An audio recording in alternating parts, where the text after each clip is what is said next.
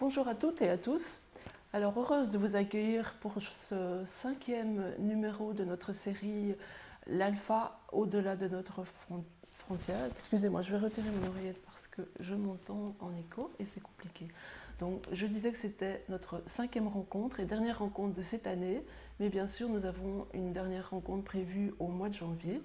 Alors, aujourd'hui, nous avons le plaisir d'accueillir nos 2 collègues du Québec, que vous voyez apparaître justement à l'écran, Caroline Meunier et Martine Filion, que nous remercions de nous avoir rejoints en ce tout début de matinée pour elles, puisqu'il est 8h45 au Québec seulement. Donc, bienvenue dans ce webinaire, Martine et Caroline.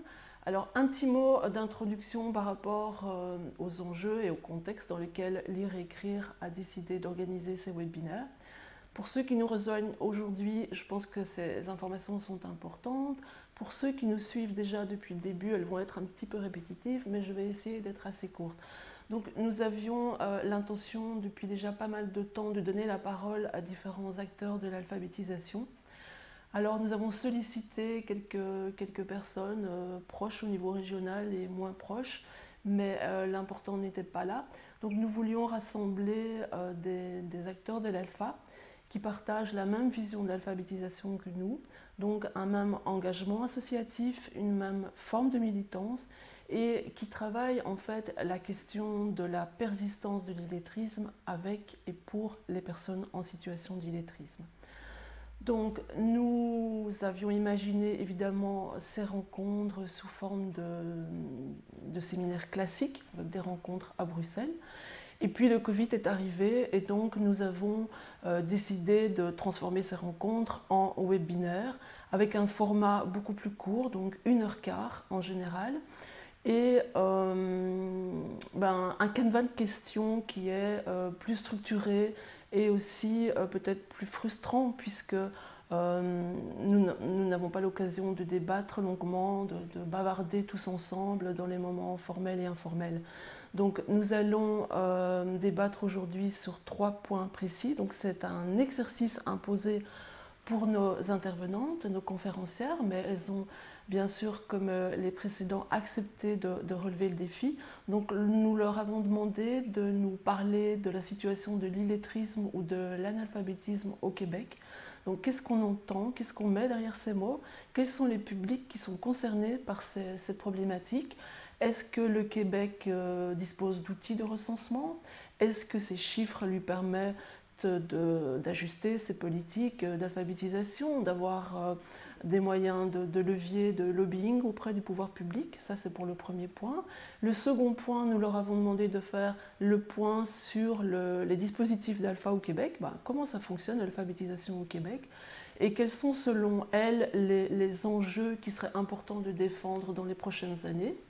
Et le troisième point, qui est beaucoup plus lié à l'actualité, donc l'inclusion numérique. On s'est tous retrouvés donc, dans les centres de formation avec l'obligation de fermer nos structures. Et donc, qu'est-ce qui s'est passé? Comment on s'est débrouillé? Qu'est-ce qui s'est passé pour les personnes que nous accueillons dans nos centres? Et qu'est-ce qu'on a mis en place? Comment chacun a pu réagir à cette situation? Et quels sont les leviers d'action que le Québec favoriserait pour justement permettre à tous de faire partie de ces sociétés du numérique. Donc voilà les 3 points sur lesquels vont s'exprimer nos 2 conférencières. Un petit point d'organisation, donc comme je vous l'ai dit, c'est un lieu où on est plutôt à l'écoute, où on comprend, on écoute les infos que Martine et Caroline vont nous délivrer aujourd'hui, mais on ne peut pas en débattre. Donc nous avons quand même imaginé un chat où vous allez pouvoir poser vos questions et je vais vous mettre en contact avec les 2 médiateurs qui s'occupent du chat chez nous, donc Yannick Bailly et Louise Culot, qui vont vous présenter ce fonctionnement du chat pour y voir plus clair. Voilà, je te cède la parole, Louise. Merci Cécilia. Bonjour à tous. J'espère que vous m'entendez tous très bien. Ceux qui étaient là la semaine dernière se rappellent peut-être de l'horrible effet cathédrale qui nous a empêchés de nous voir. Donc, la semaine dernière, mais je pense que cette fois-ci, c'est réglé. Yannick et moi sommes, comme d'habitude, derrière nos écrans et nous sommes donc prêts à répondre à toutes vos questions. Si vous avez des soucis techniques, nous essaierons d'y répondre. Si vous avez des questions autour des contenus, nous essaierons aussi d'y répondre en partageant certaines ressources que nos conférencières canadiennes nous ont mises à disposition. Sinon, nous rassemblerons les questions et à la fin de l'intervention de Caroline et Martine, je réapparaîtrai pour leur poser ces questions. Donc, si vous voulez poser, si des questions vous viennent en tête dès à présent, vous pouvez déjà les inscrire dans le chat. Nous allons les synthétiser et nous les rapporterons à Martine et Caroline après leur intervention. Nous allons, comme d'habitude, essayer de garder 20 minutes à 25 minutes de temps pour cette session de questions-réponses. Et si, voilà, quitte à devoir déborder un tout petit peu sur notre horaire, c'est-à-dire, normalement, nous devrions terminer à 16 heures et nous accordons donc ces 10 minutes supplémentaires au cas où de nombreuses questions devraient être posées. Voilà, sinon nous terminerons à 16 heures. Voilà, j'espère que tout est clair. Merci d'être avec nous et je cède la parole à nouveau à Cécilia. Merci Louise. Bon, tu vois, ça s'est très bien passé, pas d'effet cathédrale aujourd'hui, donc on va pouvoir fonctionner de cette manière. Donc, nous allons donner la parole à nos deux collègues québécoises du regroupement des groupes populaires en alphabétisation du Québec. Donc, c'est très long à dire. Je pense qu'on va parler de RGPAC ou regroupement ou groupement. Ce sera plus simple pour toutes les deux. Donc voilà, je vous cède la parole pour environ 30 à 40 minutes avant la série de questions. J'espère qu'il y a beaucoup de soleil et pas trop de neige au Québec et qu'on ne vous a pas réveillé quand même trop tôt. Non, c'est beau, merci. Nuageux, un peu de soleil, mais un peu froid aussi. Merci Cécilia, merci Louise. Bonjour à toutes et à tous. Merci de nous accueillir sur vos écrans aujourd'hui, que vous soyez d'un côté ou de l'autre de l'Atlantique. C'est bizarre de ne pas vous voir, mais on sait que vous êtes bien présents avec nous ce matin. Merci à Lire et Écrire qui a rendu possible toutes ces magnifiques rencontres que nous avons eues au cours des dernières semaines. Sans plus tarder, je vous présente la personne qui a bien voulu se lancer dans cette aventure avec moi, cette généreuse personne aux multiples talents et à plein de bras. C'est une pieuvre, elle fait plein de choses en même temps. Elle se nomme Martine Filion. Elle est la présidente du regroupement des groupes populaires en alphabétisation du Québec. Alors, comme vient de le dire Cécilia, à partir de maintenant, je vais référer à notre organisation par son petit nom, c'est-à-dire le RGPAC ou le regroupement. Vous en conviendrez, c'est beaucoup moins long et beaucoup moins essoufflant pour la personne que je suis. Pour revenir à Martine, elle est avant tout coordonnatrice et formatrice à l'Atelier des Lettres, donc un groupe membre du RGPAC situé à l'est du centre-ville de Montréal. Elle est là présentement d'ailleurs. Elle agit aussi comme formatrice pour le regroupement. C'est elle qui donne les formations, l'évaluation en alphabétisation populaire et les pratiques d'écriture autonome ou le langage intégré. Enfin, certains d'entre vous, au Québec, c'est sûr qu'on la connaît, elle est connue comme Barabas dans la Passion, mais outre-mer, peut-être que vous avez déjà entendu son nom ou lu son nom, puisqu'elle a collaboré avec Lire et Écrire à quelques reprises, donc en signant 2 textes pour le journal de l'Alpha, le premier en 2018, et un tout chaud sorti tout récemment et intitulé Le goût sucré des mots. À toi, chère Martine. Alors, merci Caroline. Bonjour à toutes et à tous. Je tiens tout d'abord à remercier Cécilia et Louise, ainsi que toute l'équipe de Lire et Écrire, dont Yannick, Charles et Ludovic, qui sont au soutien technique. On le sait, hein, c'est très, très, très précieux le soutien technique par ces temps virtuels. L'invitation d'aujourd'hui à venir vous rencontrer virtuellement, on aurait bien aimé pouvoir se déplacer à Bruxelles, soit dit en passant, nous permet de terminer l'année 2020 sur une bien belle note. Une année qui a été difficile, par contre, mais sur une bien belle note, parce qu'on est très, très fiers de faire partie de ces webinaires de partage qui, jusqu'à présent, ont été fort intéressants. Aujourd'hui, j'ai la chance donc d'accompagner ma dynamique collègue Caroline Meunier, qui occupe le poste de responsable au développement des analyses et des stratégies. Elle est au RGPAC depuis 19 ans. Elle a toujours occupé un poste lié à la reconnaissance, au financement et aux dossiers politiques. Des dossiers qui sont parfois fort complexes. D'ailleurs, elle devrait avoir un téléphone rouge sur son bureau parce que c'est généralement elle qu'on appelle dès qu'il y a une urgence. Elle est toujours disponible pour répondre à nos questions, souvent avant même qu'on se les pose.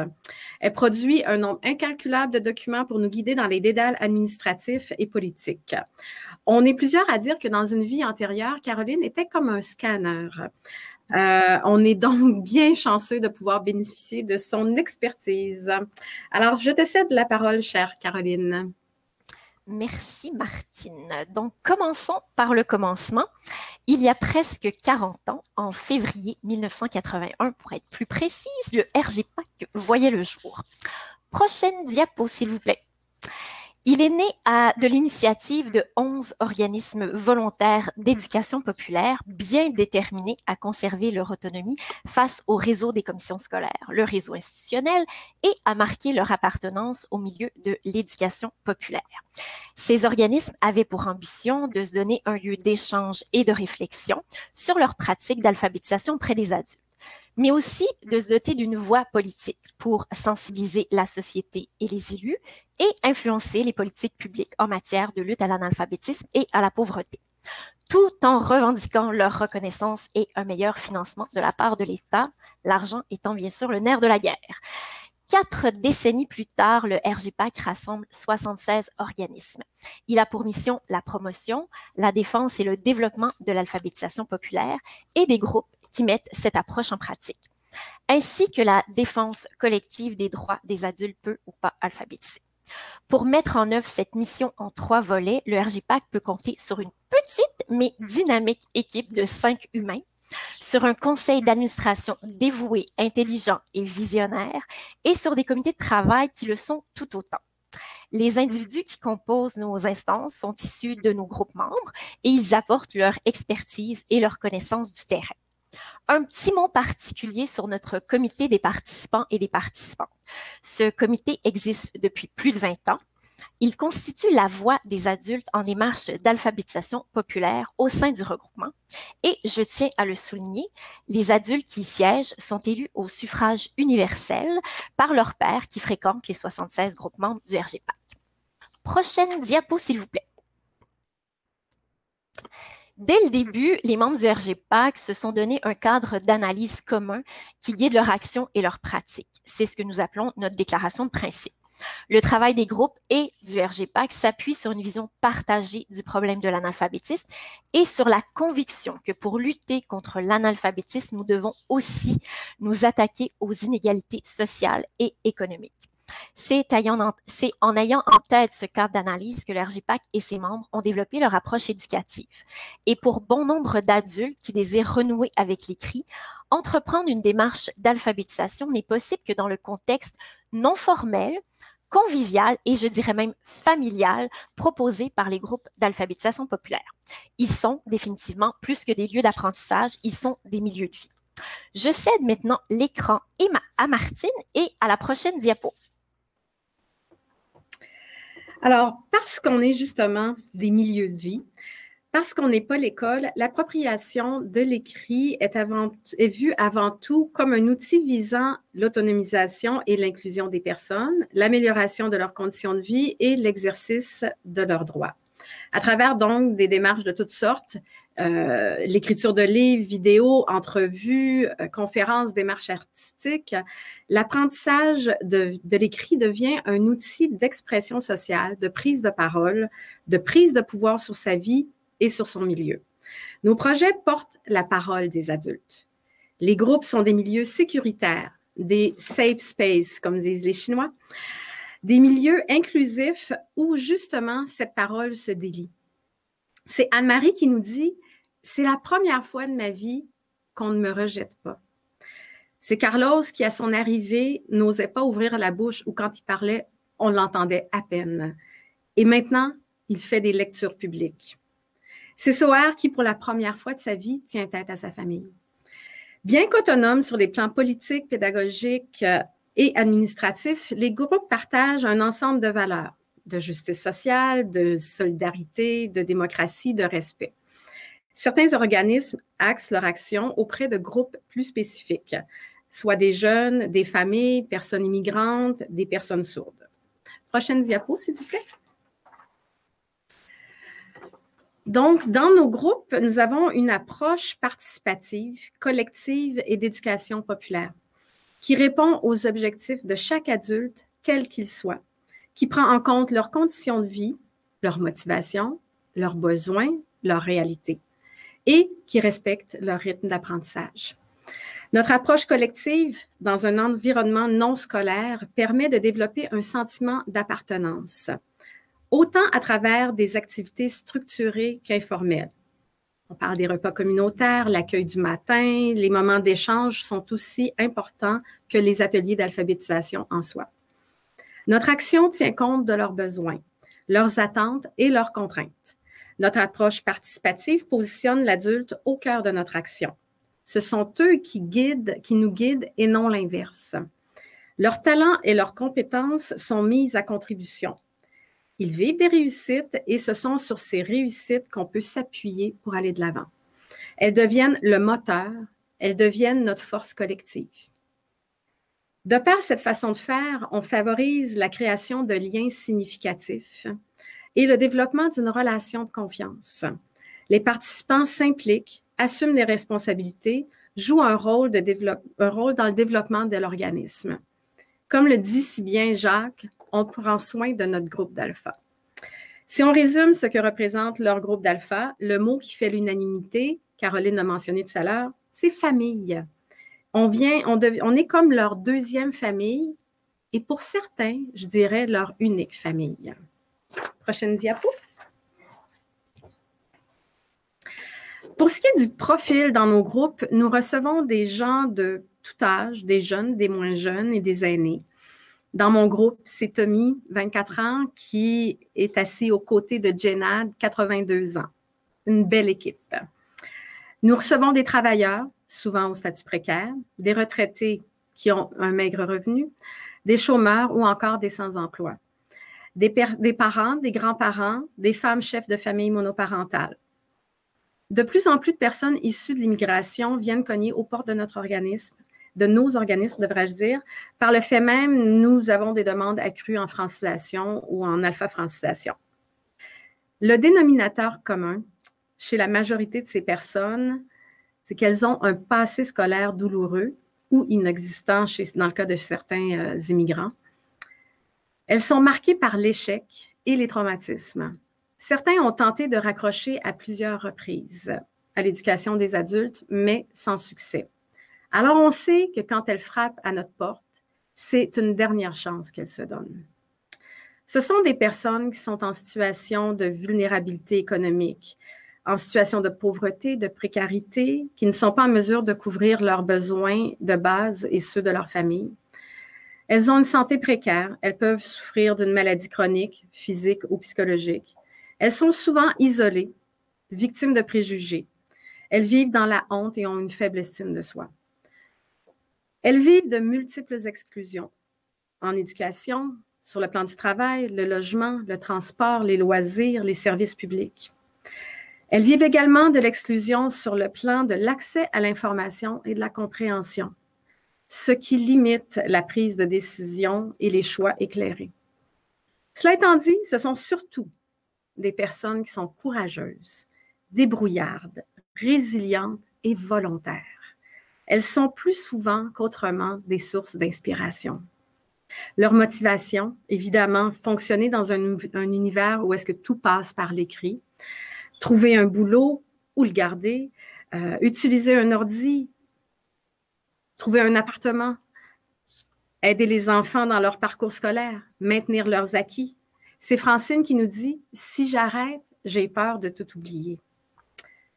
Alors qu'on sait qu'ils mettent tellement d'efforts pour apprendre, donc c'est quand même très important. À toi, ma chère Caroline. Merci. Donc, élargissons encore un peu plus le portrait avec la prochaine diapo. La grande famille du RGPAC fait partie d'un réseau plus vaste, soit le réseau non formel d'alphabétisation du Québec. L'autre réseau étant celui formel ou institutionnel qui est composé des centres d'éducation des adultes. De notre côté, le réseau formel est composé de 129 organismes d'action communautaire autonomes et de 2 regroupements. Literacy Québec, qui regroupe 12 organismes parmi ces 129-là, et vous l'aurez deviné, ils interviennent auprès de la communauté anglophone du Québec. Le RGPAC, avec ses 76 groupes membres, travaille davantage avec les personnes francophones, mais aussi allophones. Donc, si vous avez bien calculé, il y a une quarantaine d'organismes qui n'est ni membre du RGPAC, ni membre de Literacy Québec. Quelques statistiques. Alors, ce réseau, c'est plus de 1250 personnes salariées, en majorité des femmes, près de 4300 bénévoles, plus de 53 500 personnes qui bénéficient directement de leurs activités. Petite note en passant, encore trop peu d'adultes sont rejoints par l'un ou l'autre des 2 réseaux non formels et formels d'alphabétisation. On estime que moins de 5% des personnes qui ont des difficultés avec l'écrit seraient dans une démarche d'alphabétisation. Vous le constatez sans doute aussi dans votre propre pratique, ces personnes sont difficiles à joindre. Malheureusement, de nombreux obstacles se dressent toujours entre eux et nous. Des obstacles liés notamment à leurs conditions de vie. En ce qui a trait aux moyens financiers de ces organismes maintenant, prochaine diapo. Merci. Donc, les moyens demeurent relativement modestes et en dessous des besoins exprimés auprès de notre principal bailleur de fonds, c'est-à-dire le ministère de l'Éducation du Québec. Ce ministère finance le réseau non formel à hauteur de 19,1 millions de dollars canadiens ou environ 12,3 millions d'euros. Le financement moyen des organismes de base se situe à 144 000 et des poussières canadiens ou à peu près 93 000 euros. Ce financement dit à la mission est un financement récurrent sur une base triennale et il est octroyé aux organismes pour réaliser l'ensemble de leurs missions éducatives et sociales. Certes, les organismes ont accès à d'autres sources de financement, mais il s'agit plus souvent qu'autrement de financement ponctuel, non garanti, non récurrent ou du financement dédié. Globalement, comme on le voit sur la prochaine diapo, le réseau non formel d'alphabétisation rejoint davantage de femmes que d'hommes, respectivement 63% et 37%. Il accompagne aussi des gens de tous les groupes d'âge, mais on constate que ce sont les adultes de 50 ans et plus qui fréquentent en plus grande proportion les organismes communautaires d'alphabétisation, donc pour un taux de 29% et des poussières. Alors qu'on pourrait croire que le réseau non formel travaille uniquement avec les adultes, les chiffres démontrent clairement que l'action des organismes concerne aussi les jeunes de 15 ans et moins.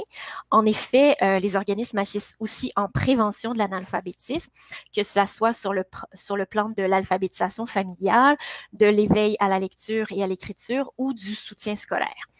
Regardons maintenant la situation de la littératie au Québec avec la prochaine diapositive. Merci. Les dernières données que nous avons datent de 2012 et proviennent du PECA, sans doute mieux connu de l'autre côté de l'Atlantique par l'acronyme PIAC.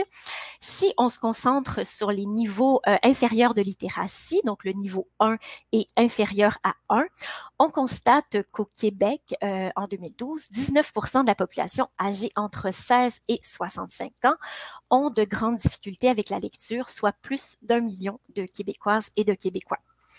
Et la situation ne s'est pas améliorée entre 2003, l'année de la précédente enquête, le IACA, et 2012, alors que 16% de la population de 16 à 65 ans éprouvait de telles difficultés.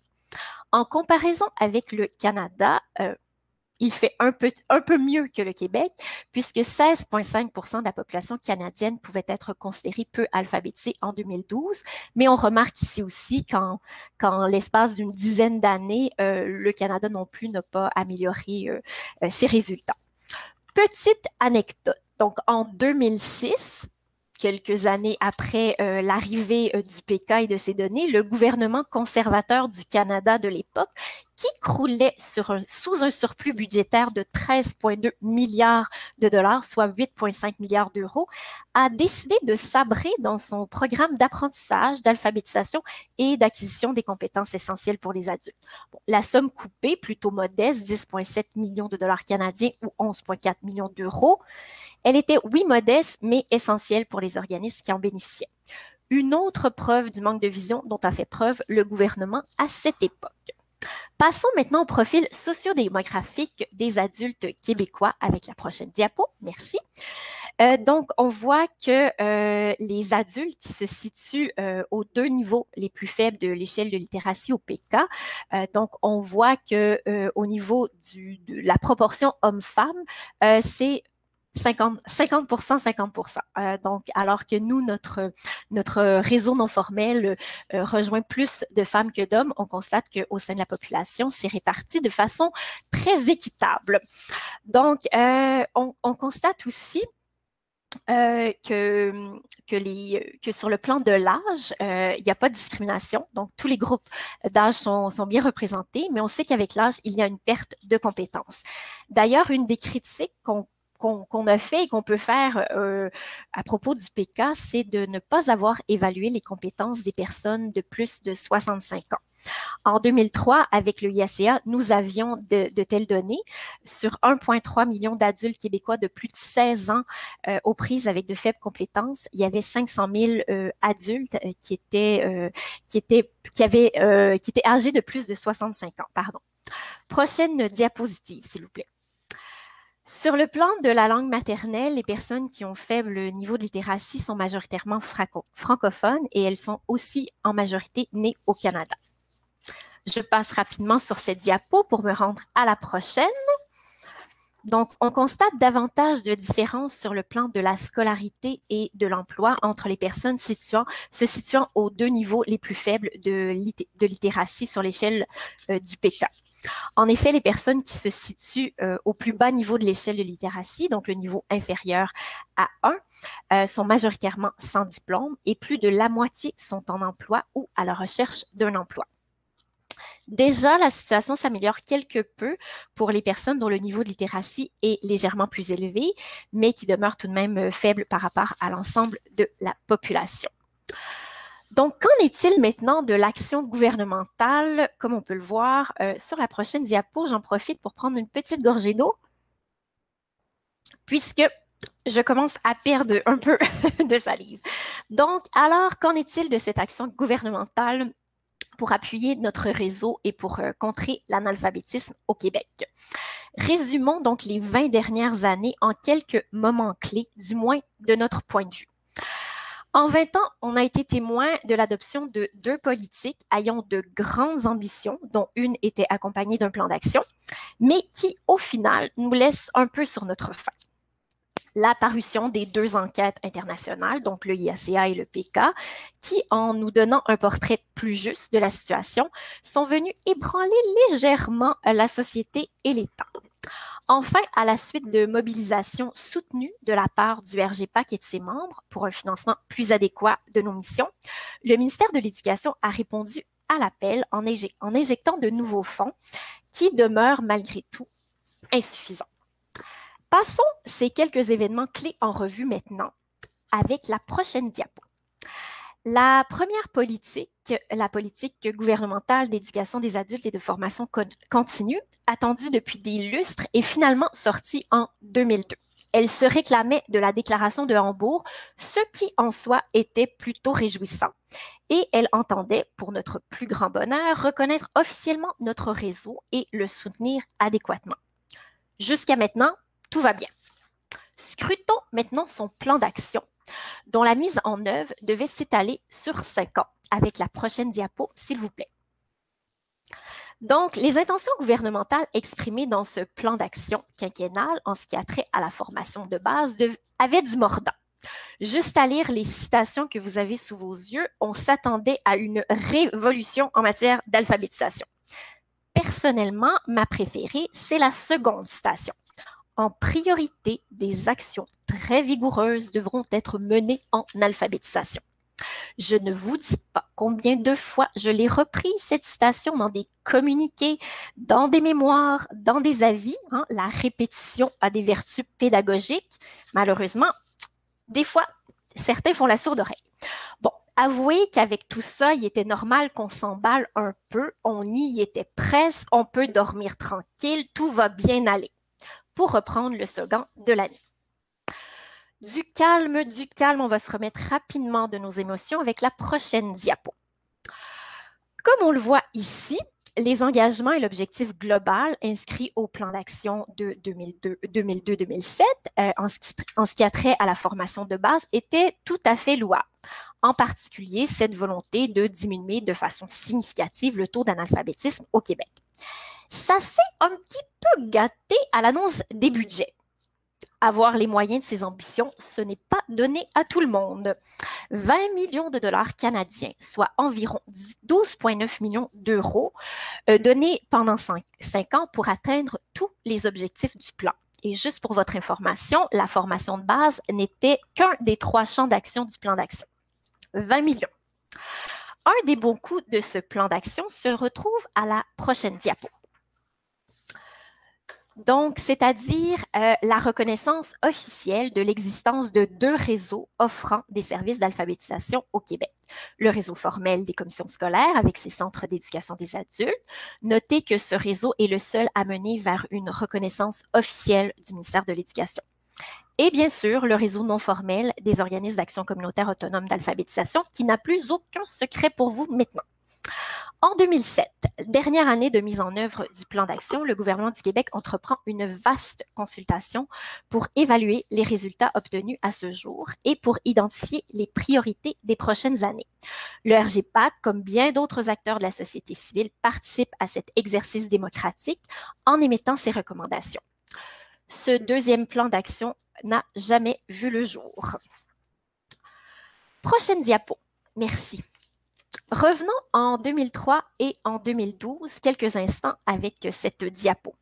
Le Québec, tout comme les autres provinces canadiennes, ont participé aux 2 enquêtes internationales visant à évaluer les compétences des adultes. Nous avons amplement fait référence à ces enquêtes jusqu'à présent. Leur importance réside dans le fait qu'elles nous ont permis de documenter avec plus de justesse la situation d'une certaine partie de la population québécoise, donc les 16 à 65 ans, et parfois 65 ans et plus avec le IACA.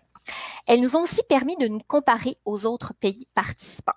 Mais surtout, elles nous ont permis de passer du concept de sous-scolarisation à celui de faible littératie. Vous l'avez sans doute remarqué, la politique de 2002 utilise les données liées à la scolarité et à la diplomation pour déterminer le taux d'analphabétisme au Québec. Bien sûr, le niveau de scolarité est fortement corrélé au niveau de littératie, mais comme nous l'avons constaté avec les enquêtes sur les compétences des adultes, se fier uniquement à la scolarité peut nous jouer des tours. Diapo suivante, s'il vous plaît. 3 années sont à inscrire à l'agenda des organismes communautaires d'alphabétisation. 2003-2004, ça a été l'année de la création de notre actuel programme de financement, le PAC, le programme d'action communautaire sur le terrain de l'éducation. Avec ce programme, les organismes sont passés d'un financement par activité à un financement à la mission. L'avantage avec le soutien à la mission, c'est qu'il permet une plus grande souplesse et une plus grande autonomie dans la gestion des fonds reçus.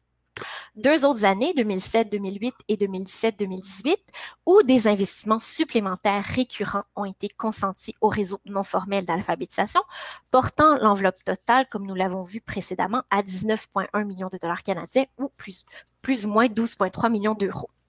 Malgré cela, notre réseau se bat toujours pour obtenir l'indexation annuelle des subventions à la mission et un rehaussement du financement qui permettrait de combler le manque à gagner évalué en 2020 à plus de 10 millions de dollars canadiens ou environ 6,4 millions d'euros.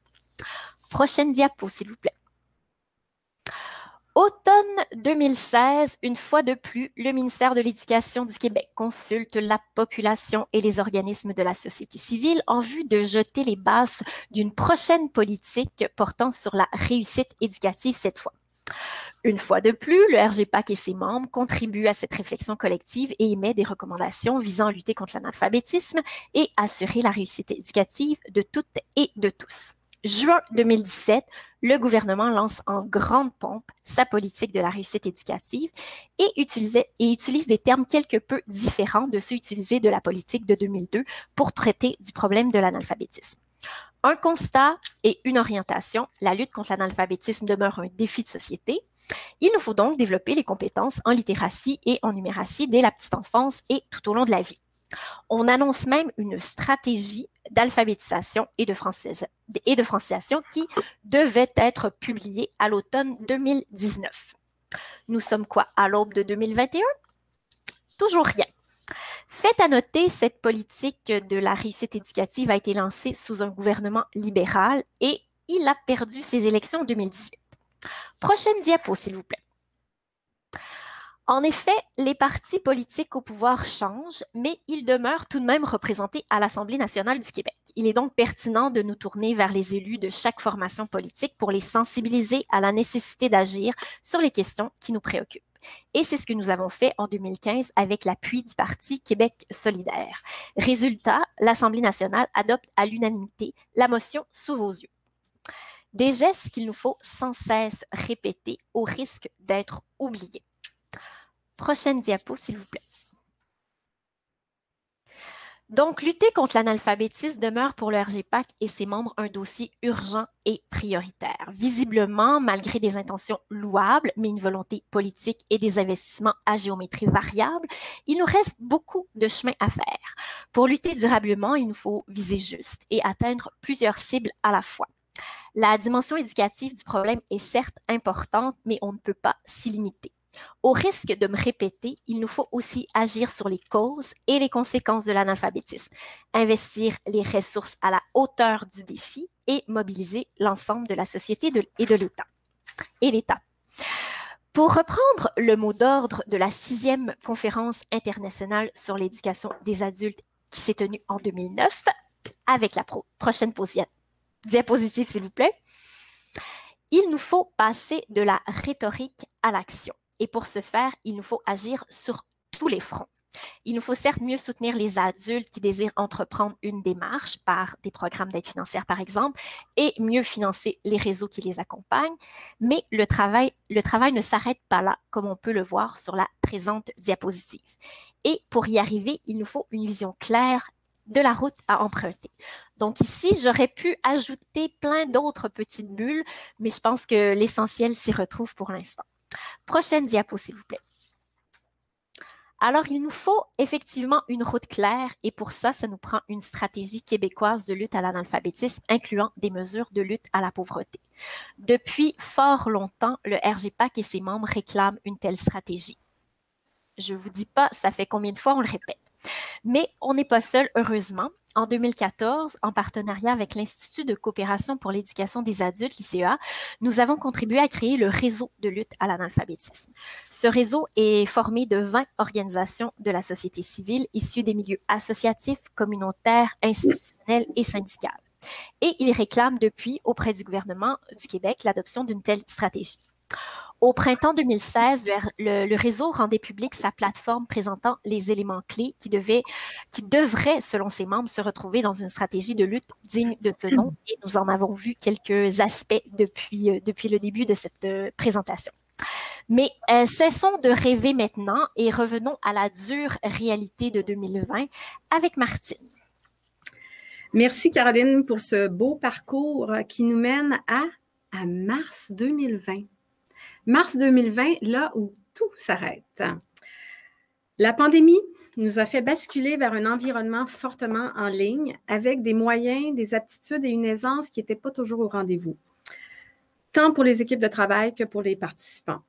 Un impact majeur s'est fait sentir sur l'organisation du travail, sur nos pratiques et les adultes qui fréquentent nos organismes. Il y a une perte de repères à tous les niveaux.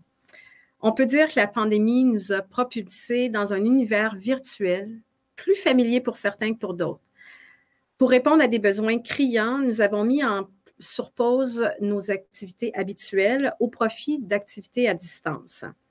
Ce passage en ligne nous a clairement déstabilisés, mais comme nous sommes un milieu réactif et que nous sommes soucieux d'assurer un accompagnement auprès des adultes avec qui nous travaillons, tout naturellement, nous avons foncé, exploré respiré, appris, partagé nos questionnements et nos bons coups. Nous avons démontré une agilité et notre capacité d'adaptation. Quand je disais que ce sont nos participants qui nous guident, ces derniers mois nous l'ont clairement démontré. Diapo suivante, s'il vous plaît. Au printemps, dans l'urgence, nos préoccupations étaient de maintenir des liens constants avec les participants, sachant que bon nombre sont des personnes vulnérables et isolées. S'assurer de la compréhension de l'évolution de la situation et les consignes sanitaires qui changent constamment. On croule sous l'information. Une information essentielle qui n'est pas toujours adaptée, qui n'est pas en langage simple et clair. De plus, beaucoup de désinformation circule. Il y a donc un travail d'information et de vulgarisation à faire. Crise sanitaire, aplanir la courbe, distance sociale, 1 mètre, 2 mètres, reste chez toi, tu peux aller au parc avec ton chien, mais pas avec ton voisin. C'était pas toujours simple de s'y retrouver pour les participants, même pour nous. Il nous a fallu expliquer et les rassurer. Aussi, nos préoccupations étaient de les soutenir en ce qui a trait à des besoins plus spécifiques. Par exemple, l'accès aux soins de santé ou aux services publics qui, du jour au lendemain, sont passés en mode téléphonique ou virtuel. Par exemple, l'argent comptant qui n'était plus accepté dans certains commerces. C'est pas évident quand tu n'utilises pas de carte de crédit ou de carte de débit. Il y a eu également une nécessité de soutenir les parents d'enfants d'âge scolaire.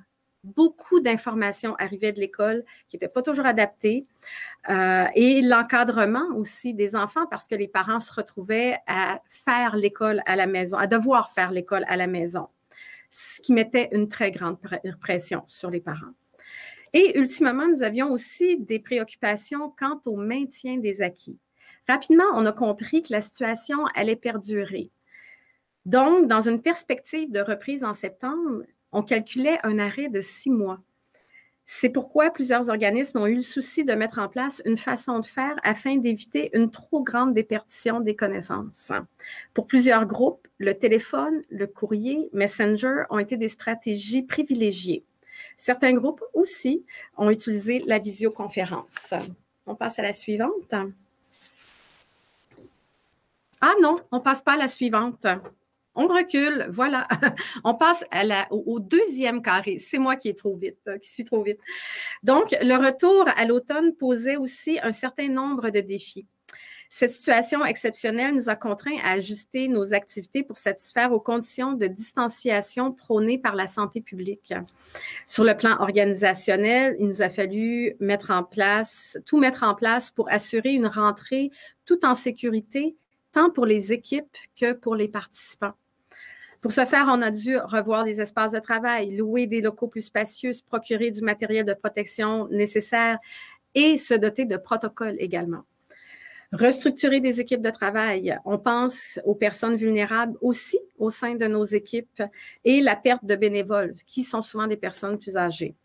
Il nous a fallu donc embaucher de nouvelles ressources, réorganiser les tâches, repenser les activités, refaire des horaires pour accueillir des groupes plus petits et bien sûr, assurer la formation.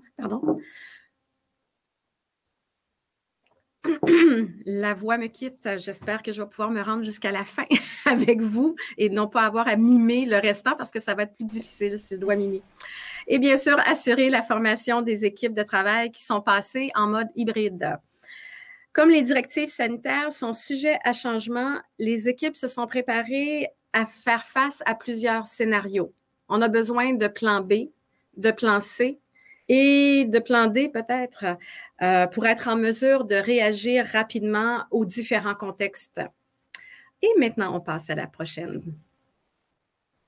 Merci. Au plan des conséquences, il y a forcément un accroissement des dépenses. Je parlais des réaménagements de locaux, de location de salles supplémentaires, mais aussi pour assurer l'entretien pour l'approvisionnement en matériel sanitaire et barrières. Des groupes ont acheté des isoloirs en plexiglas, des purificateurs d'air. Bien que les activités à distance ne soient pas ce que les groupes privilégient, ils s'avèrent incontournables dans le contexte actuel. Pour assurer le passage à des activités à distance, les organismes ont dû s'équiper, se former adéquatement et donc consacrer des sommes additionnelles aux postes budgétaires suivants: équipement, connexion, Internet, formation des membres et des bénévoles, fournir le matériel nécessaire pour l'installation en télétravail. Aussi, on calcule une augmentation des frais postaux pour l'envoi de matériel pédagogique et les communications, donc le soutien à distance. Côté perte de revenus, on pense à l'abandon des collectes de fonds, de la perte de dons privés en provenance notamment de fondations. La perte de revenus pour les organismes qui ont un volet d'économie sociale. Certains ont une bouquinerie, un comptoir vestimentaire, offrent des services alimentaires. La fin abrupte d'ententes et de contrats de services avec des bailleurs de fonds, dont des centres d'éducation des adultes, des écoles, des bibliothèques. La perte de revenus également provenant d'ententes avec les villes, municipalités ou encore certains ministères. Prochaine diapo. Merci. Les activités à distance soulèvent des enjeux de taille. On ne peut pas faire un simple copier-coller de nos pratiques. Un atelier avec 16 personnes en mode collaboratif ne se transpose pas en mode virtuel, en visio, tel quel. L'utilisation accrue et obligée des technologies constitue un obstacle supplémentaire. Tout au long, tout est plus long, tout est plus complexe en visio. Il est difficile de sentir la force du groupe. On peut le sentir aujourd'hui. On est seul de chacun chez soi. Alors, comment garder l'intérêt avec un groupe d'alphabétisation pour une démarche collective quand on est chacun de notre côté? C'est sûr, la vie associative est fragilisée. Nous sommes des milieux de vie où l'approche collective est primordiale. Ça fait partie de notre ADN. Les contacts sociaux jouent un rôle prépondérant dans le développement de cette confiance en soi qui est essentielle dans leur démarche. On a besoin d'espace et de temps pour créer des liens significatifs, favoriser les interactions, développer et maintenir un sentiment d'appartenance. Nous sommes forcés de mettre sur pause un ensemble d'activités. Les comités, les cafés-rencontres, les sorties, les cuisines collectives, les repas communautaires, les projets, tout ce qui sert justement à souder le groupe, à développer ce vivre ensemble qui est le socle de notre action. Et que dire de nos mobilisations sur des enjeux spécifiques? La vie démocratique devient aussi un casse-tête. Comment participer à une assemblée générale en respectant la distanciation sociale? Comment participer aux réunions de CA quand on n'a pas d'ordinateur ou d'Internet? Mais bien sûr, ce n'est pas impossible. Ça demande du temps, de la patience et beaucoup de bienveillance. Je pense à Isabelle qui, au premier CA en virtuel, a mis 45 minutes à se connecter, guidée à distance, et on avait fait une pratique la veille. Là où elle a vu un défi et elle s'est accrochée, d'autres auraient pu se décourager et se sentir drôlement incompétents. Prochaine vidéo. Prochaine vidéo, oui. Je l'ai dit, Caroline, vidéo. Parce qu'on arrive à un segment où est-ce qu'il y a des petits clips avec les participants. Alors, c'est ça. Malgré le choc, l'adversité, malgré les difficultés, j'aimerais partager avec vous la parole des participants qui demeurent positifs malgré tout. Alors, vous pouvez lancer le clip qui vient. Ben, moi, j'aime ça. C'est sûr que c'était mieux avant, mais au moins, on en a. C'est déjà ça. Même si le groupe est séparé. Puis le fait qu'on peut organiser une fête de Noël, mais de manière avec des paramètres puis que tout le monde soit protégé, c'est bon. Que, tu sais, au moins qu'on puisse reprendre notre cours normal parce qu'on ne peut pas toujours vivre dans la COVID sans arrêt, sinon on virerait fou. Bonjour, je me présente Stéphane Gagnon, je suis à l'atelier des lettres. Je suis un participant du RGPAC. Aussi, c'est la première fois que j'ai été sur Zoom. J'ai bien aimé mon expérience. On a parlé des 3 droits, droit à l'éducation, droit à un revenu décent, droit à l'accès par Internet. Merci, bonjour.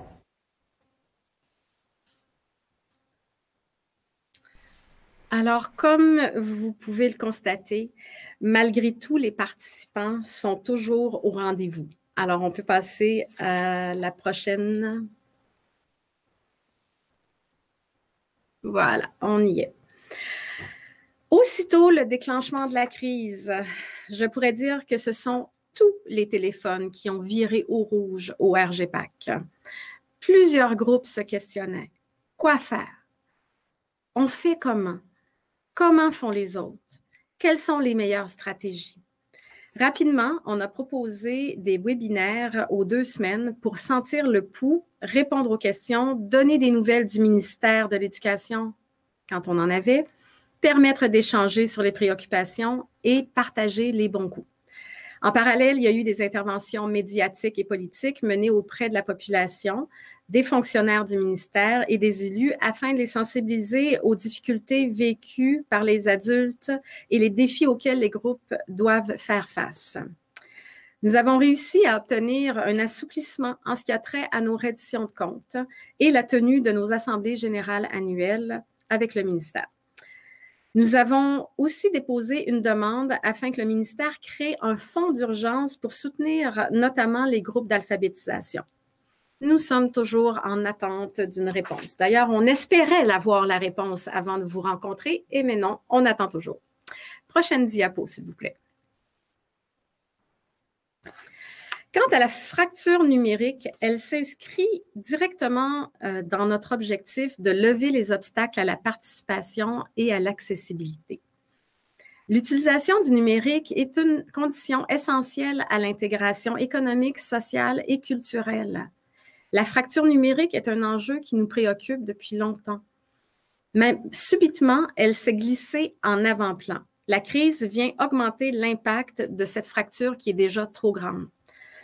Beaucoup de participants n'ont pas accès à du matériel connecté ou l'autonomie nécessaire. C'est un obstacle majeur. Et encore faut-il que toutes les régions soient bien desservies en termes d'accès à Internet à haute vitesse, ce qui est loin d'être le cas. Le Québec est un vaste territoire. Il y a plusieurs régions à faible densité de population qui attendent toujours. On a été confronté à cette fracture. On a bien vu qu'on n'était pas équipé et on a constaté nos propres limites pour maintenir le droit à l'apprentissage. Comment poursuivre nos activités, les activités amorcées? Grande question. Il y a plusieurs défis de tout ordre. Il faut tenir compte de l'écart entre les plus jeunes, souvent plus connectés, et les personnes plus âgées. Il ne faut pas oublier le risque de décrochage également qui peut se profiler à l'horizon pour différentes raisons. Certaines personnes perdent de l'intérêt. Ce n'est pas simple de créer cette synergie à distance. Malgré les questionnements et des doutes, on passe à l'action. Les groupes ont fait l'inventaire afin de pouvoir instaurer une structure de travail hybride.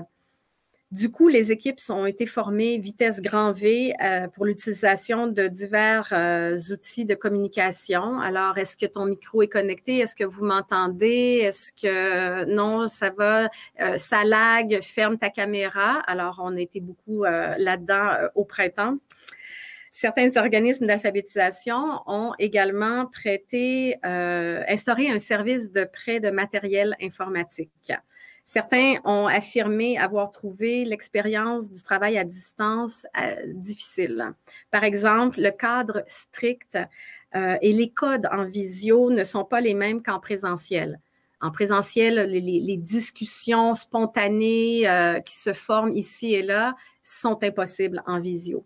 Donc, l'aspect plus statique peut être butant pour les participants. Le stress aussi lié à un environnement moins familier limite l'attention. Les participants peuvent avoir de la difficulté à se rappeler du fonctionnement d'une fois à l'autre. Il est clair que ça demande des préalables avant de se lancer à fond dans le numérique. On agit et on s'ajuste. Côté réflexion, il nous faut clairement renouveler les méthodes et adapter les pratiques en y intégrant de façon plus soutenue le numérique. Plusieurs avenues sont possibles. Aussi, il nous faut sensibiliser les participants aux enjeux liés à la confidentialité, à la protection des renseignements, à la cybersécurité. Non, Yvette, le richissime veuf qui vit à l'étranger et qui veut te fréquenter n'est pas celui que tu penses. Il nous faut pousser la réflexion. Bien sûr, nous sommes en faveur du développement de la littératie numérique. Cela étant dit, et c'est le « oui, mais » qu'on voit au centre de la diapo, il importe que le numérique reste un outil et ne devienne pas une façon de faire en alphabétisation. Nous tenons à notre approche d'AlphaPop. Prochaine diapo. Avec la pandémie, dès le printemps, le RGPAC a décidé de travailler sur la question de l'inclusion. Nous avons mené différentes actions, notamment en contactant les principaux fournisseurs Internet pour les sensibiliser à l'impact de la crise sanitaire, sur l'importance de réduire la fracture numérique et leur demander l'accès à Internet à un coût abordable pour les adultes en démarche d'alphabétisation. D'ailleurs, comme ça se voit dans d'autres provinces canadiennes où des personnes moins bien nanties ont accès à des connexions à prix réduit. La Journée internationale de l'alphabétisation était un moment incontournable pour mettre en lumière auprès du public les difficultés que vivent les personnes peu alphabétisées en ce qui a trait à l'exclusion numérique. Prévu depuis un certain temps, nous avons tenu une assemblée générale cet automne où nous avons mené une réflexion sur les droits dans le but de se doter de priorités stratégiques afin d'améliorer les conditions de vie des personnes peu alphabétisées. Cette assemblée générale nous a permis de remettre de l'avant un certain nombre de revendications que l'on porte depuis de nombreuses années. Nous nous sommes également appuyés sur une consultation menée par le comité des participants du RGPAC auprès de l'ensemble des participants des groupes, ce qui nous mène à la prochaine diapo. De notre assemblée générale découlent 3 revendications faisant la promotion du droit à l'information et à des services accessibles. Dans le contexte de la pandémie, puis vu le travail enclenché au printemps, à l'issue de l'Assemblée, nous avons mis sur pied un comité de travail qui va agir sur la question de l'accès Internet à faible coût pour les personnes peu alphabétisées et en situation de pauvreté. Notre revendication liée à la mise en place de mesures visant à remédier à la fracture numérique s'inscrit toutefois en complémentarité avec notre revendication sur la simplification des écrits et l'utilisation d'un langage accessible, ainsi qu'une autre portant sur l'humanisation des services, la simplification des procédures et l'accès à des services, à de l'aide et à de l'accompagnement en personne. Parce que oui, le numérique, c'est bien, mais l'humain, c'est encore mieux. On passe à la prochaine. Donc, qui nous mène à la période de questions. Je reprends la parole un instant en vous remerciant beaucoup pour votre intervention. Donc, on est dans le temps. Il nous reste 17 minutes 28 secondes sans ajouter les 10 minutes supplémentaires. Donc, on va pouvoir répondre à pas mal de questions, j'espère.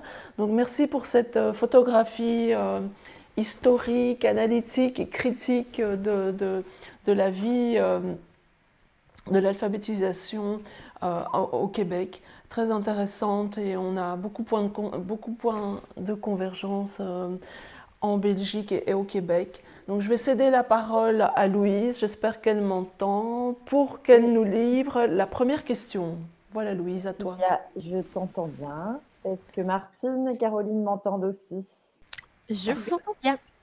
Super. Alors, je vais commencer avec une question de Eric et qui se demande si dans les groupes, les différents niveaux de difficulté rencontrés par les participants, est-ce qu'elles sont distinguées?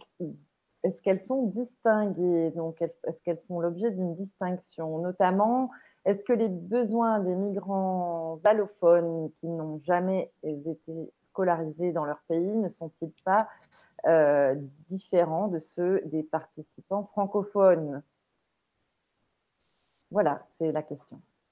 Merci. Martine, je te laisse aller pour les multiniveaux, l'experte. En fait, c'est sûr que les personnes qui arrivent... Bon, vous parlez de personnes allophones. En fait, tout de suite, je mettrais une petite nuance ici.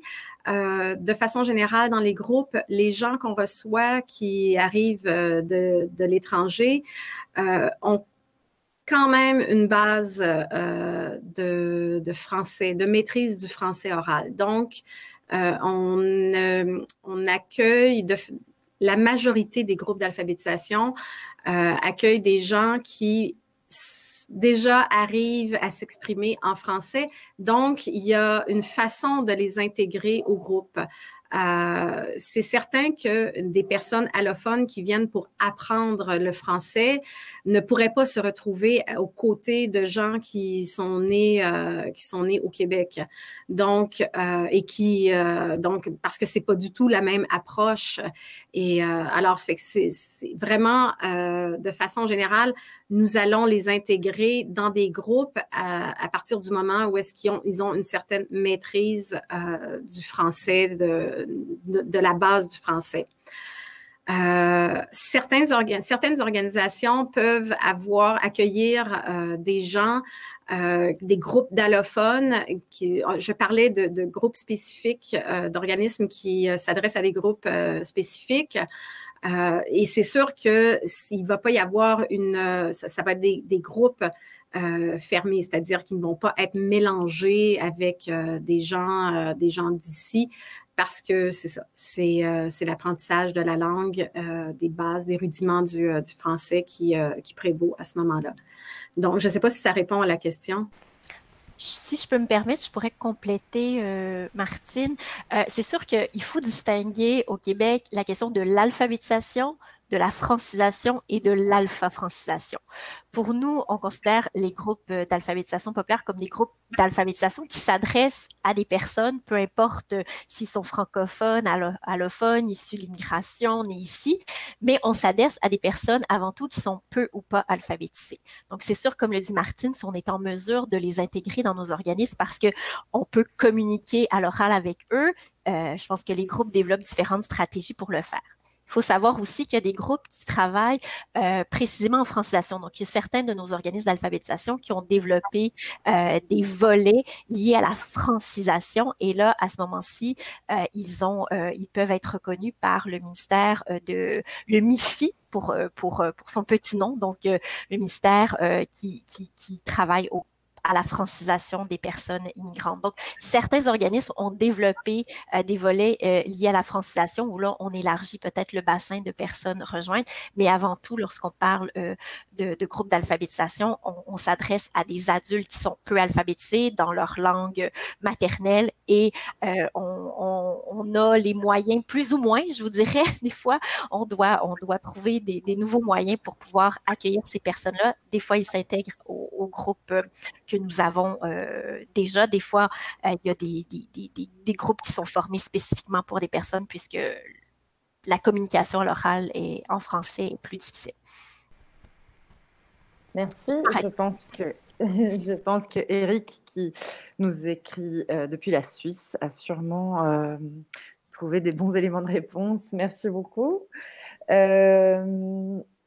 J'ai une prochaine question de Daniel qui se demande comment s'impliquent les personnes analphabètes des groupes d'alphapop dans les luttes collectives contre les inégalités sociales.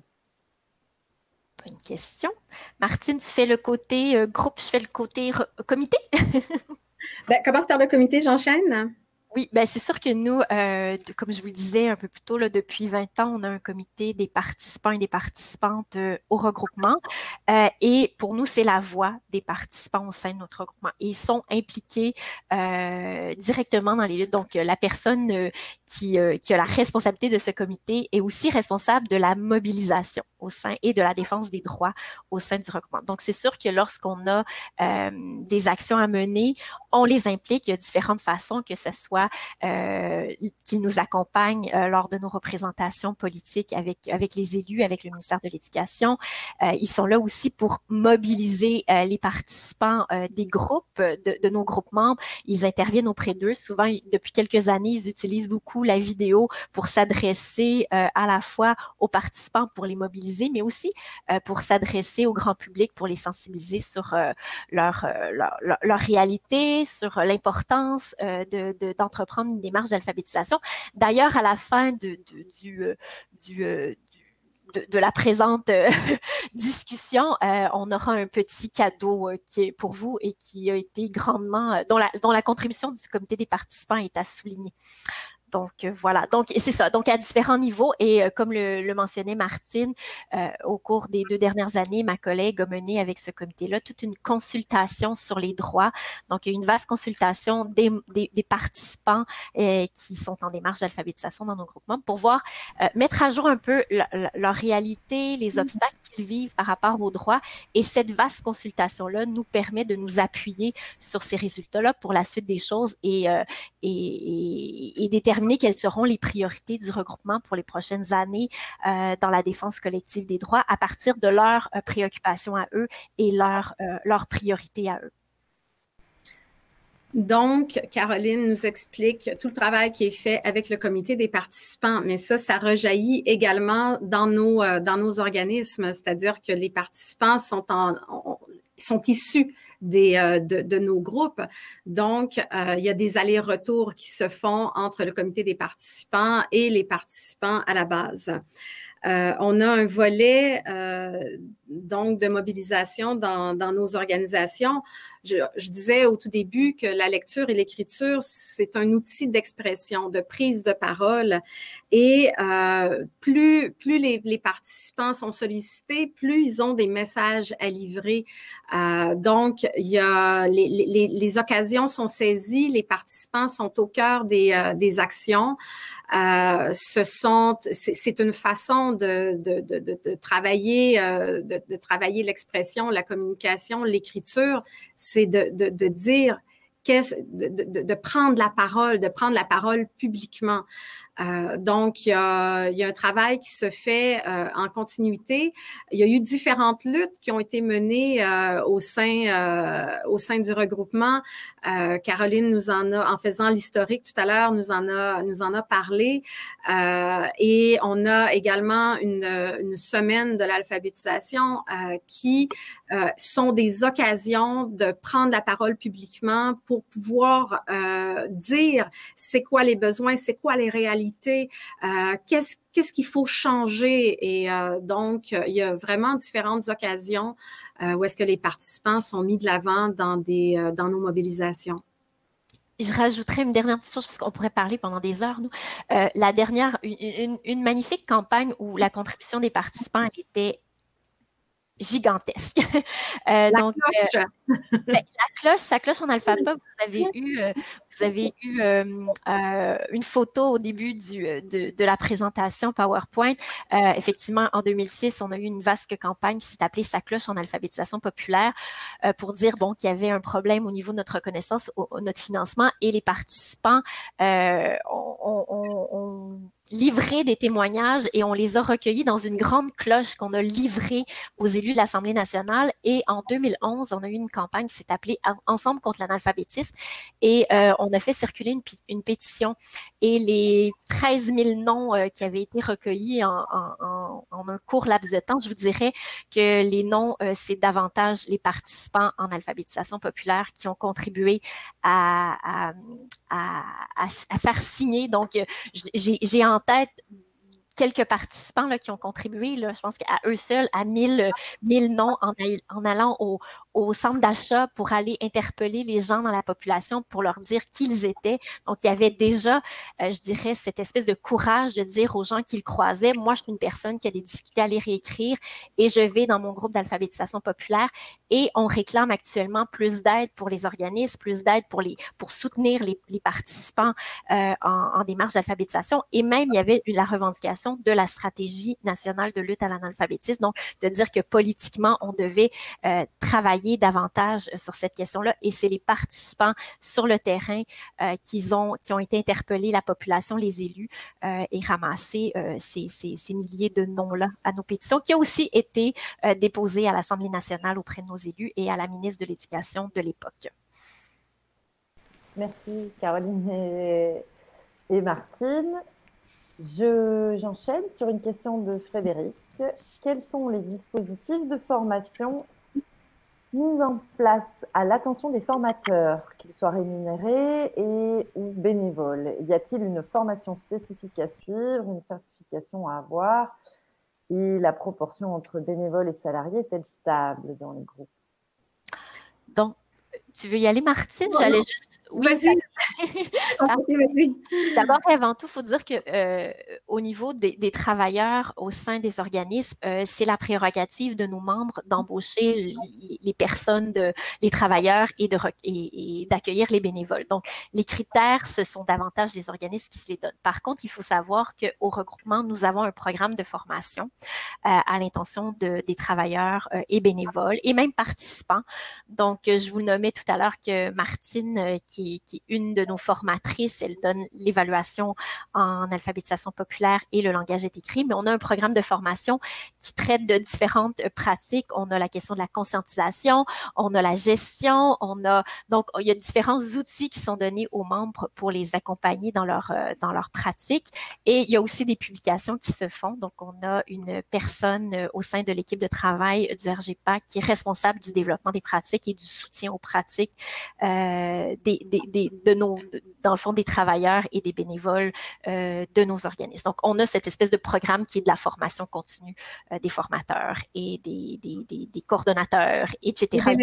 Les bénévoles qui sont aussi inclus. Martine, je te laisse peut-être aller sur l'aspect de la diversité des personnes qui sont au sein de nos organismes. Donc, tu sais, il y a des gens de tous horizons là, qui ont travaillé, qui ont étudié en éducation, en travail social. Il y en a qui sont issus du terrain. Donc, on a une vaste panoplie d'expertise et de compétences. En fait, souvent, ce qu'on dit, c'est parce qu'il n'y a pas on n'exige pas une certification pour pouvoir travailler en alphabétisation, bien sûr, ça n'existe pas de toute façon. Mais ce qu'on dit aux gens, ce qui est important, c'est de bien connaître le milieu communautaire, l'action communautaire. C'est plus c'est ce qui est l'élément qui est plus important que des gens qui pourraient être diplômés en éducation. Dans la mesure où, oui, notre travail, c'est l'apprentissage, s'articule autour de l'apprentissage de la lecture et de l'écriture. Maintenant, c'est un milieu de vie où se fait de l'apprentissage. Et la question du milieu de vie oriente le choix des gens qui vont être dans nos groupes.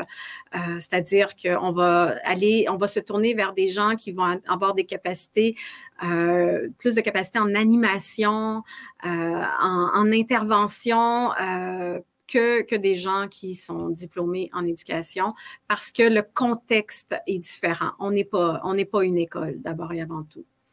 Cela étant dit, j'insiste pour dire qu'il y a tous les horizons. Il y a des gens qui viennent du milieu de l'éducation, qui ont été travail social et... Oui. Souvent, les gens du milieu d'éducation, en fait, à leur retraite, viennent frapper à la porte des organismes en disant « Ah, j'aimerais ça venir en alphabétisation. » Et donc, mais il y a tout un travail à faire auprès de ces personnes-là parce qu'on ne peut pas faire du copier-coller entre une classe de 3e année et un groupe d'alphabétisation. C'est deux univers complètement différents. Donc, les gens arrivent et se glissent dans nos univers. Je pense qu'on peut passer à la question suivante. C'est vrai qu'il y a beaucoup de similitudes dans ce que vous dites avec notre situation.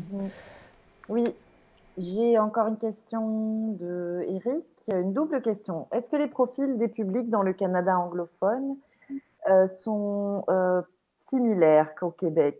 Et donc ça, c'est une question. Et dans la foulée, est-ce que les associations et les institutions anglophones et francophones s'unissent pour présenter leur projet au gouvernement fédéral. Je te laisse aller, Caroline. Oui, écoutez, c'est sûr que nous, au Québec, on travaille plus étroitement avec Literacy Québec, puisque au niveau de la reconnaissance au financement, on est issu du même programme. Il y a d'autres organismes aussi qui travaillent au niveau de l'éducation dans le milieu communautaire, que ce soit en lutte au décrochage, en raccrochage scolaire ou en formation continue. Donc, on est tous un groupe à travailler ensemble, mais notre interlocuteur, je dirais, principal, c'est le Québec, c'est le ministère de l'Éducation du Québec.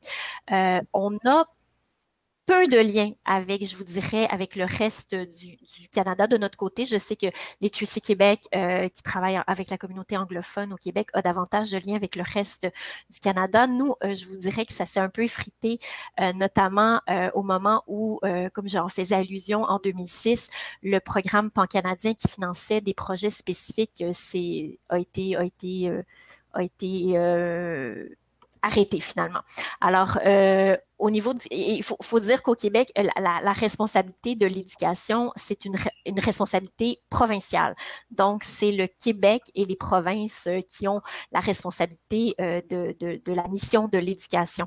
Donc, avec le Canada, c'est plus des ententes particulières qu'il peut y avoir dans d'autres domaines. À l'époque, comme je vous dis, en 2006, avant 2006, on avait un programme qui s'appelait les IFPCA, les Initiatives fédérales provinciales conjointes en matière d'alphabétisation. Donc, c'était le fédéral qui finançait un programme qui était géré conjointement par Québec et Ottawa et servait à faire en sorte que les groupes puissent déposer des projets, que ce soit des projets de développement d'outils pédagogiques, de sensibilisation, recrutement dans les milieux ou des projets liés à la concertation.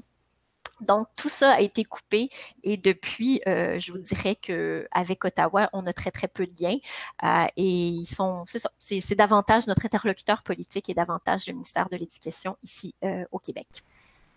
Je ne sais pas si j'ai répondu. Je sais qu'il y avait plusieurs questions. Il y a quelques volets à la question. Caroline, je pense que c'est très bien. Est-ce que j'ai encore quelques questions? Louise, en fait, on a écoulé notre temps réglementaire, donc il nous reste 10 minutes. Donc si tu as encore une ou deux questions avant de conclure, des questions peut-être sur la troisième partie de l'intervention. Oui. Y a-t-il donc, Laurie demande s'il y a eu des aides pour que les apprenants reçoivent du matériel numérique et également soient formés pour utiliser cet outil afin de suivre une formation à distance. Et toujours Laurie qui continue avec comptez-vous ou réalisez-vous comptez-vous réaliser des actions pour sensibiliser certains services essentiels qui sont actuellement fermés et disponibles uniquement par téléphone ou par mail, afin qu'ils soient plus disponibles pour les apprenants?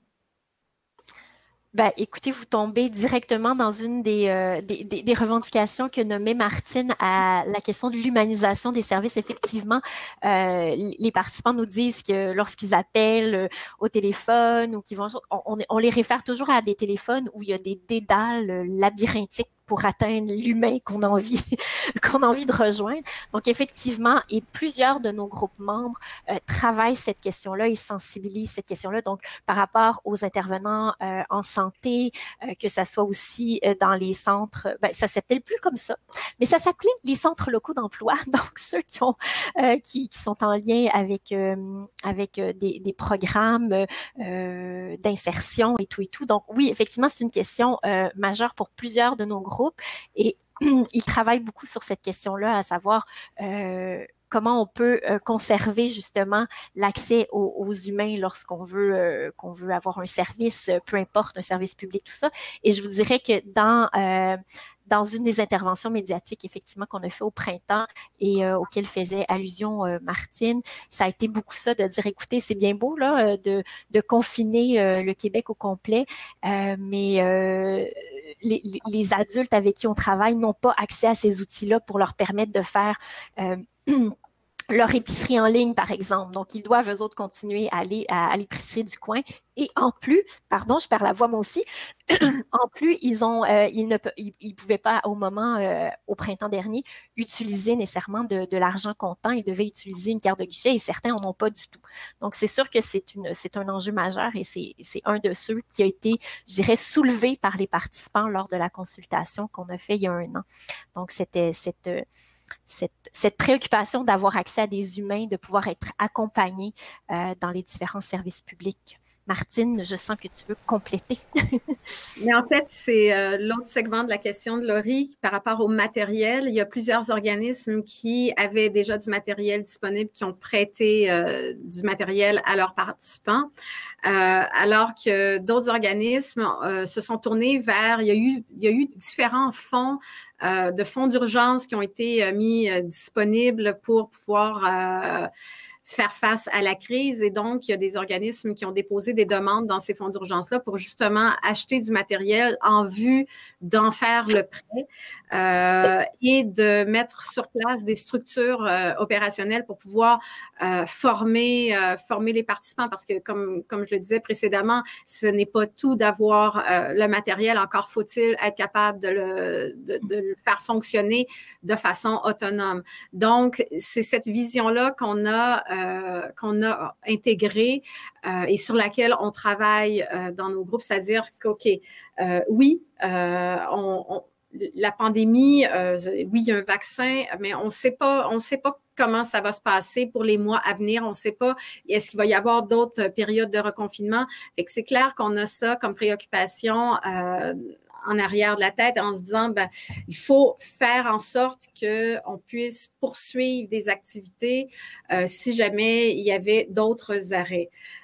Donc, le prêt de matériel et la formation des participants et des équipes aussi, parce que ce n'est, comme je le disais, ce n'est pas tout de transposer ce qu'on fait en présentiel et à distance, c'est pas la même approche, c'est différent. Fait qu'il y a tout un travail à faire aussi et on inclut ça dans, on est là-dedans depuis septembre, je dirais, là. On se questionne, on s'échange du matériel. Ah, j'ai vu tel truc sur tel site et fait qu'il y a vraiment beaucoup de communication entre les organisations, beaucoup de partage, d'initiatives pour justement faire en sorte que les participants puissent éventuellement travailler et être connectés à partir de chez eux.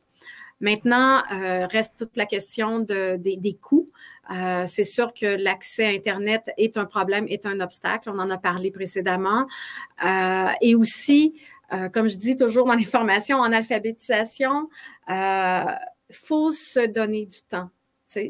Et avec la technologie, ça peut être plus long, plus complexe. Donc, c'est sûr que c'est pas du jour au lendemain qu'on va arriver à faire en sorte que les participants vont être équipés, formés, capables d'utiliser le matériel à partir de chez eux, donc de façon autonome.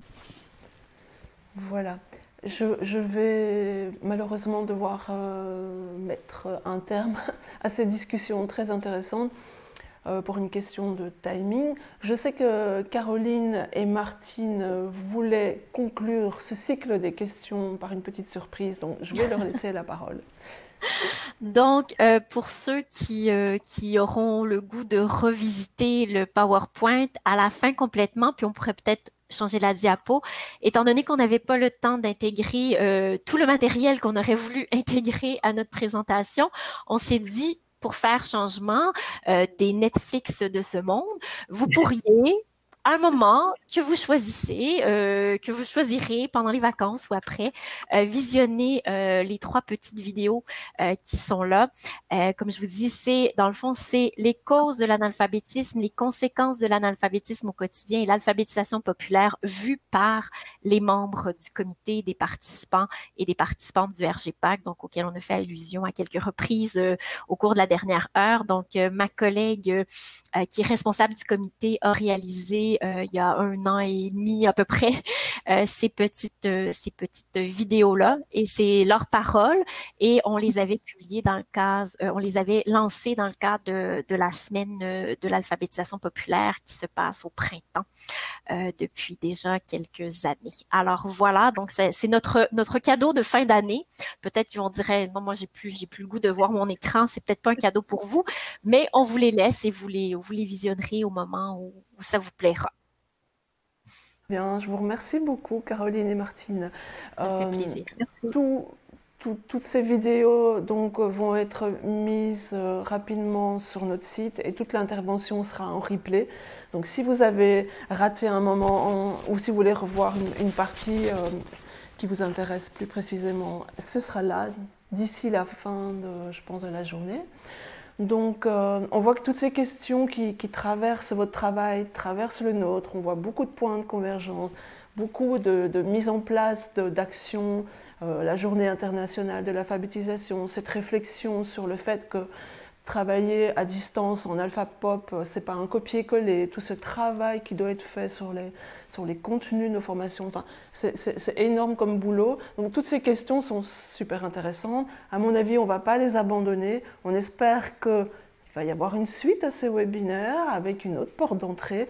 Donc on va réfléchir à tout ça, et je pense que l'année prochaine, on reviendra, j'espère, avec des participants comme ceux du Québec et ceux qu'on a invités autour des questions complémentaires.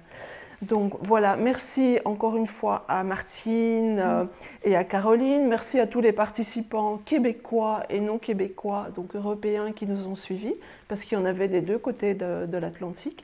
Merci à notre équipe Factum Lab qui nous accompagne pour la partie technique.